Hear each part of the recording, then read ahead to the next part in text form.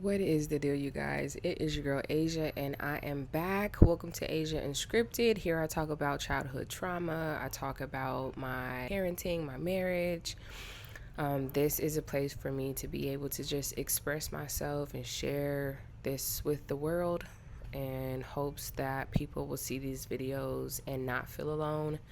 I had a lot of stuff in the background going on, and I haven't had time to sit down and make a video, and I didn't just want to put anything out there that didn't make sense or wasn't intentional. And so I wanted to come to or approach this video and just share my experience with going back to therapy. And so I had been to therapy maybe 5 years ago. I started going to therapy. At the time, I was living in Kansas, and I was going through it in my mind. I was really felt like I was having like a nervous breakdown. I kind of was all over the place, and I needed to talk to someone.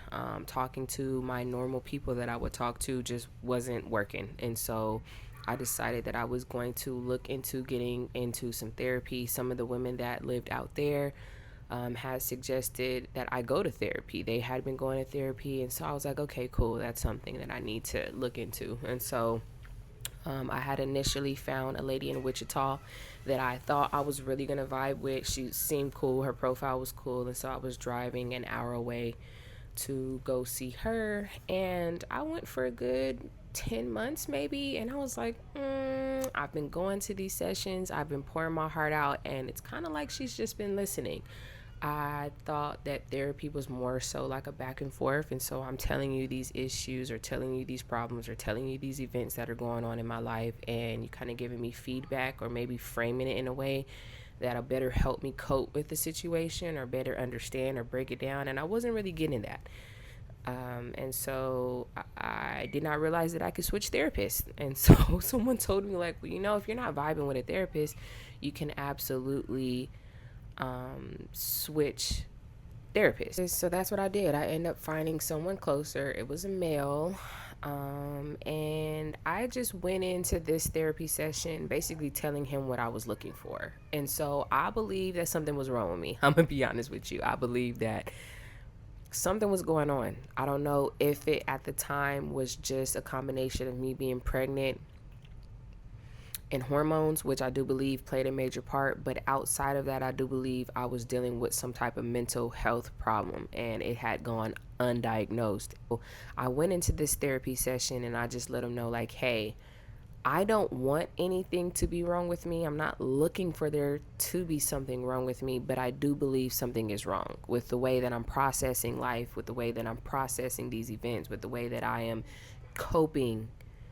I need some type of something's going on here. And so he asked me a series of questions, and that led into me being diagnosed with borderline personality disorder, CPTSD, anxiety, and depression. I struggle with those. I'm not even gonna lie to you. I struggle with those because I'm like, well, this is what everybody has. Everybody has anxiety. Everybody has depression. I know mine's was a little bit more extreme because of some of the things that I had going on and the ways that I coped when I was a child. And so I knew that, hey, this depression that I'm feeling is more so leaning to me not wanting to be here. So I'll just say it like that because I don't know YouTube and all of what you can and can't say. And so it was leaning to more towards me not wanting to be here. And so I just want to stop there and say that if there's anybody that is suffering from anxiety, depression, this is not a video to diagnose anybody. I am not a therapist. I am not a doctor. I want people to seek help because that is what I did. If there are programs out there, there are people that you can talk to who will get on that immediately. And so, with that being said, I let him know, hey, these were some of the ways that I was coping and dealing with stuff. And so I was diagnosed with those things. And if I can be honest, I struggled with that because I didn't really want to attach myself to a label. I felt like if I attached myself to a label, then that made me BPD. And I don't even know if that makes sense, but I just know that I was like, And the weirdest thing is where I lived at the time, the women that were in my circle going to therapy were diagnosed with BPD. So I'm like, Lord, this is a little weird that everybody that I'm around is diagnosed with BPD. It's like they're just handing out this diagnosis. And so I was kind of like, okay. So, long story short, I was going to the therapy sessions, I was tapping in, and I was wanting to get on medication, but at the time I was pregnant, and so he advised against me getting on any pills. And I was like, I kind of just want to get through this pregnancy, and maybe I'll revisit that at the end. And so, one thing that stood out to me was the fact that it is a different type of environment when you're able to go outside of your norm and go share your personal life with somebody who doesn't know you, because there is a perspective that they see that most people close to you will not see. And so I appreciated that aspect of it. I end up leaving and going to California, and so I stopped going to therapy, and I had every intention of going back, but just time gets beside you. So fast forward to me and my husband moving down here. I got down here, and again, I had just had a baby, and I was going through it again. Obviously, the hormones and breastfeeding, and that plays a part as well. And so I had went to my primary doctor, and I explained what was going on, and that I had been to therapy. I struggle with anxiety, because I do. I struggle with depression. I was not sleeping well. And so she suggested I get on Zoloft. And now that I've done my research, Zoloft is more for depression and it helps treat anxiety. But I believe I wanted to be more treated for anxiety. It did help with my anxiety though. Like the night that I took that, the night that I took that Zoloft, I was like, what is this feeling? These thoughts in my head and like these loud voices, like they're just quiet. And my head is quiet. I don't have these rushes of like heat. Like I explained my anxiety like heat.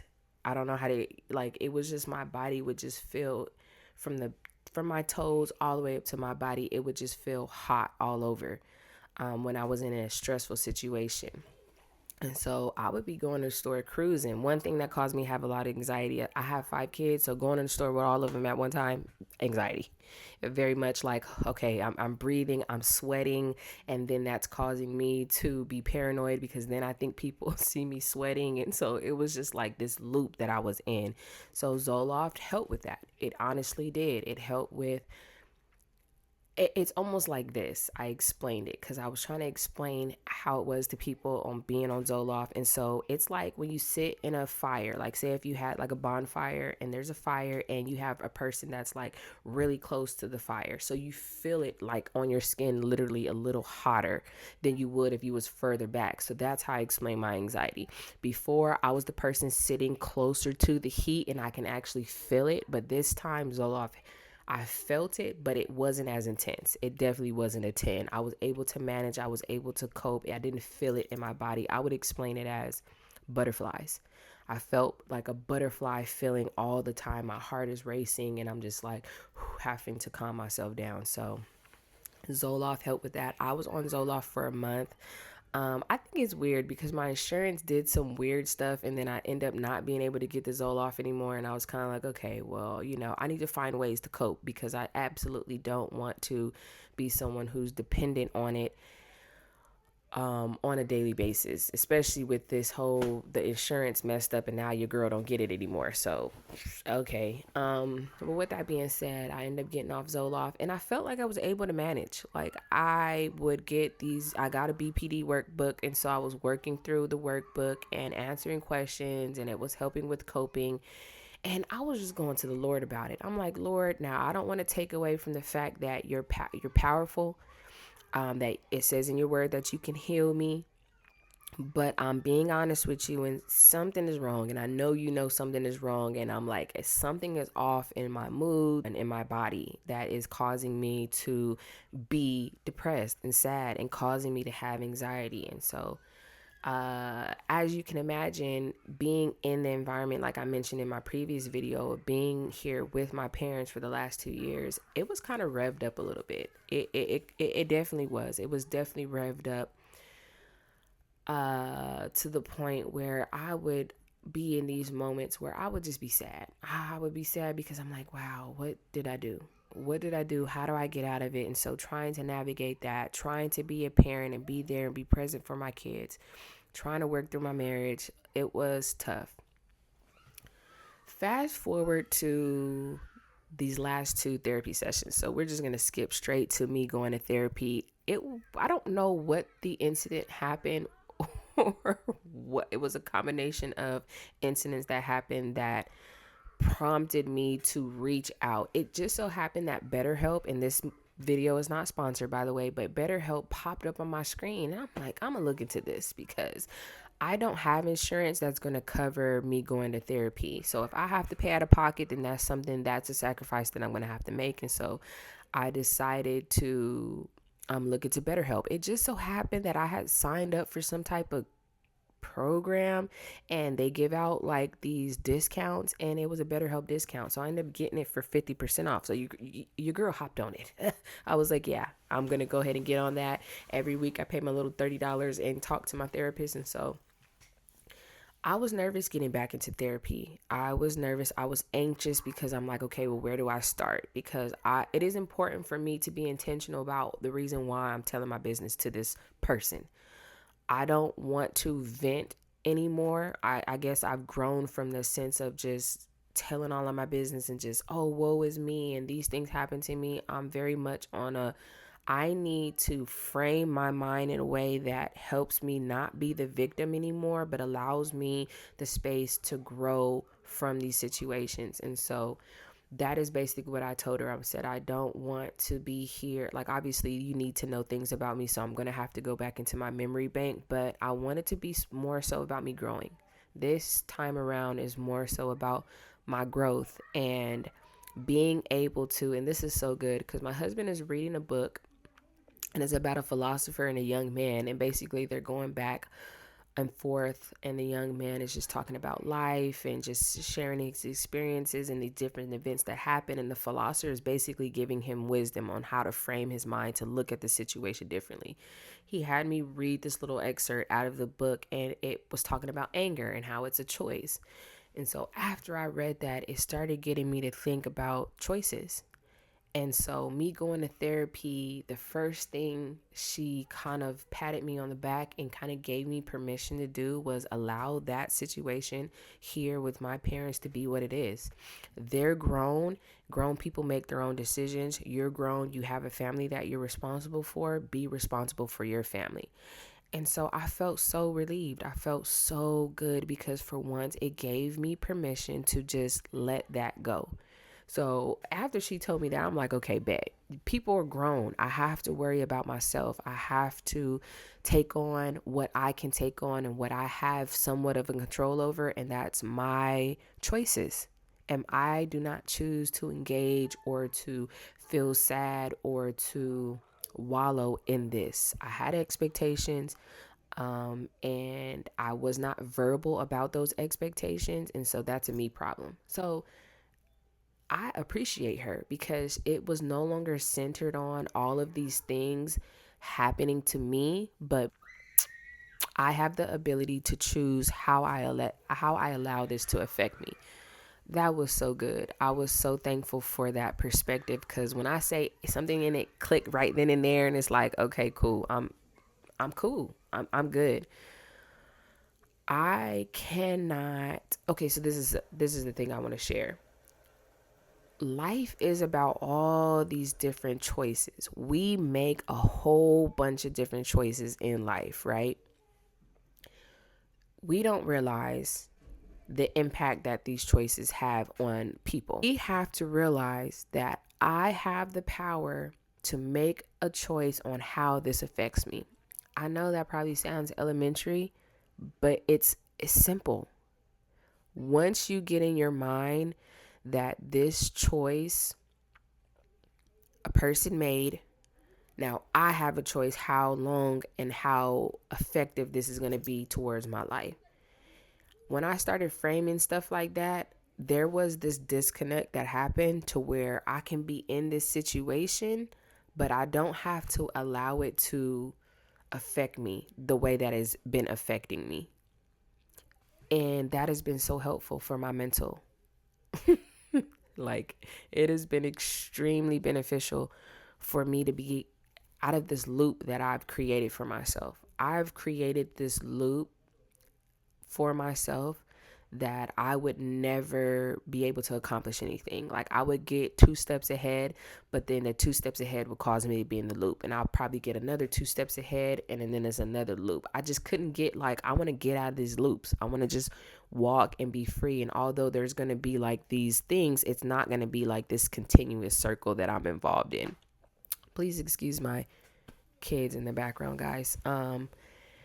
But yeah, that therapy has been helpful, and it's only been 2 sessions, and it has been like mind blowing. And I also see that I had to give myself some credit. It's like, Asia, you've been doing the work. You're not as bad off as you thought you were. I had actually told her about my BPD. She did bring up the anxiety, and she brought up the depression. She's like, hey, Asia, those numbers are kind of high.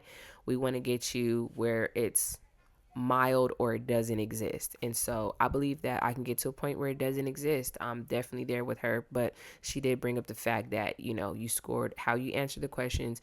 You did score high. So that's something we're going to work on.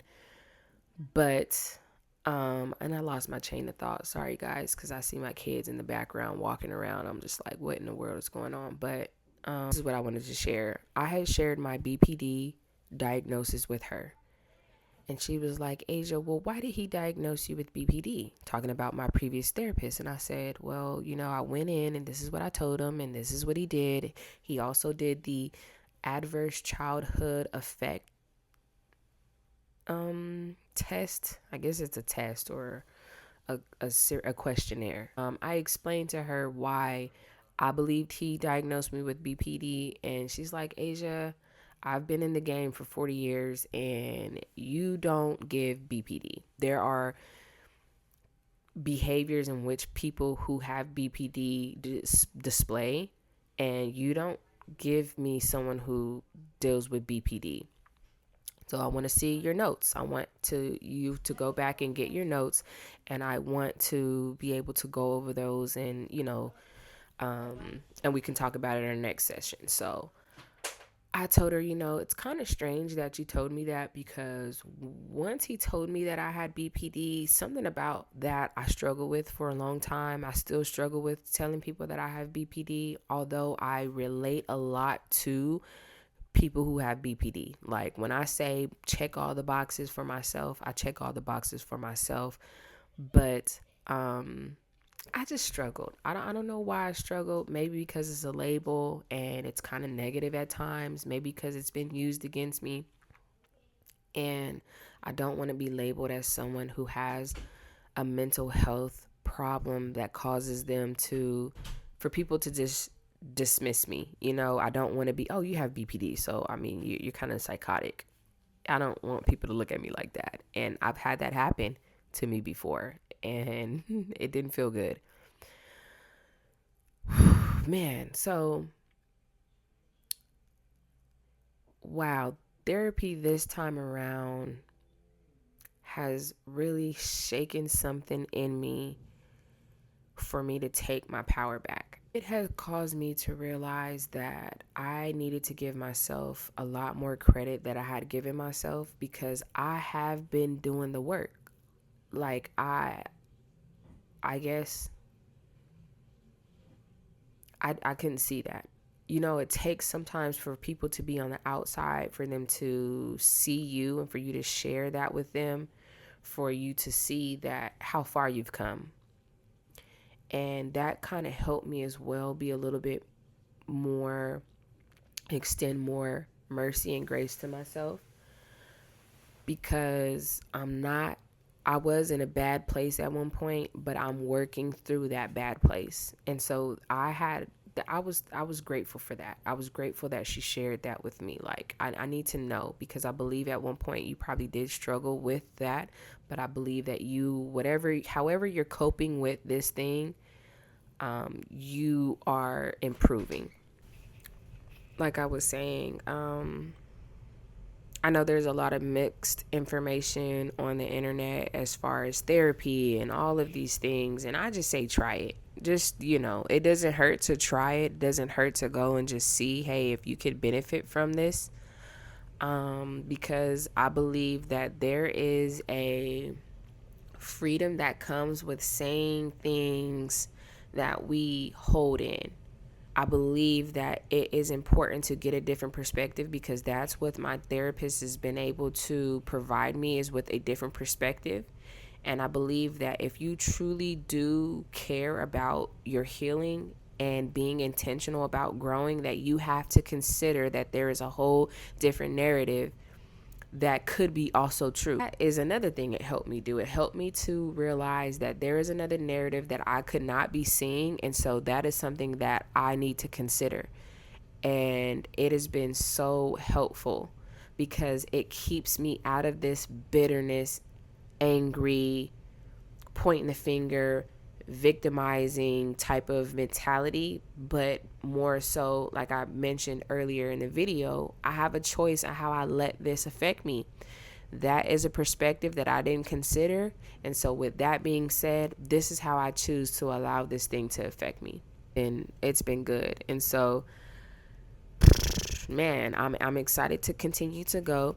I've only been to 2 sessions so far, and it's like I know this lady for real. Like, it's like I've known her for forever. I'm thankful for therapists. I'm thankful for their perspective. I'm thankful for their diligence in going to school and getting the knowledge and being able to share that with us, me, because that is what is going to help me to grow, is my perspective being challenged. Your perspective needs to be challenged. You're not always right.